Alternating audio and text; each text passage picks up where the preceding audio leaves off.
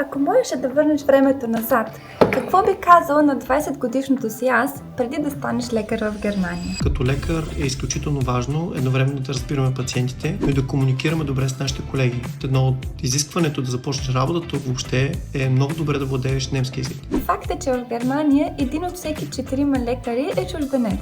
И това може да е всъщност твоето предимство, защото ти виждаш нещата от различен ъгъл. На второ място очаквай да работиш на доста по-високи обороти, отколкото мислиш. В Германия ще прегледаш много повече пациенти, правиш много повече операции и интервенции. В Германия ценят точността и трудолюбието, така че ако ги имаш голям шанс да успееш, независимо от къде идваш. А и тук системата подкрепя лекарите да работят възможно най-ефективно поради големия брой пациенти. Никой не обича да говори за това, но документацията тук може би отнема повече време, отколкото самия преглед. Въпреки това не трябва да ни демотивира. Всеки ден помагаш на някой с това, което правиш, и ако това включва някаква формалност, това се служава. Ако мислиш медицина в чужбина, знай, че ще ти е трудно, но ще израснеш не само като лекар, а и като човек. Пишете ни вашите въпроси в коментарите и кажете какво искате да включим в част 2.